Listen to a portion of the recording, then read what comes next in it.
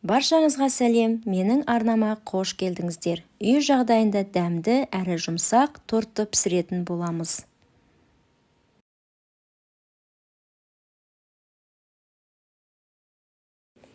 Қай затты қанша мөлшерде қосқанымды видеоның астына жазатын боламын.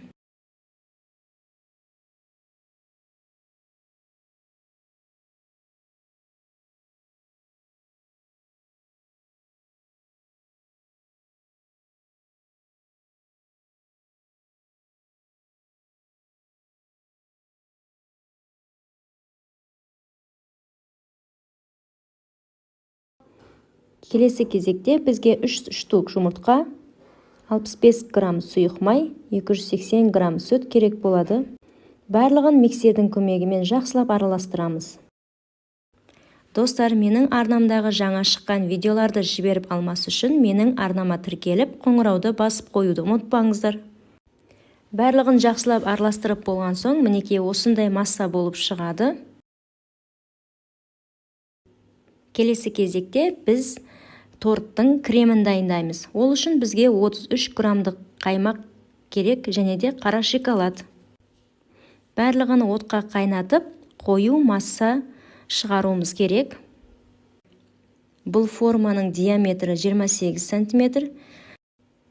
Форманы жақсылап сары маймен майлап аламыз.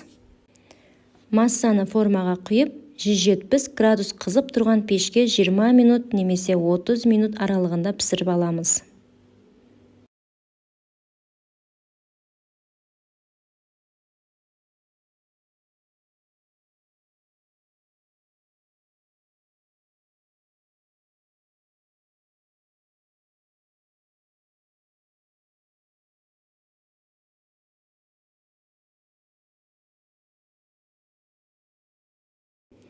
Бисквитті 2 бөлікке бөліп, кремімізді біркелкі етіп жағып шығамыз.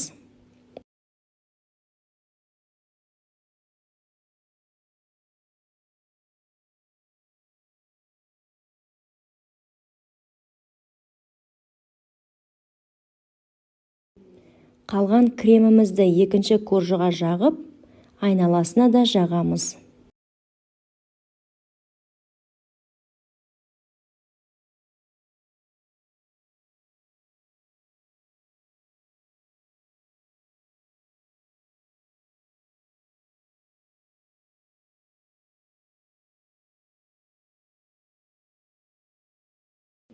Жаңағы кескен бетіндегі коржды үгітіп, бетіне себеміз.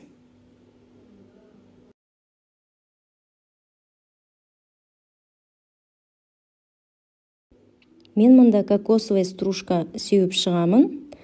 Сіздер өз қалауларыңыз бойынша қалаған нәрселеріңізді жақсаңыздар болады. Торт дайын.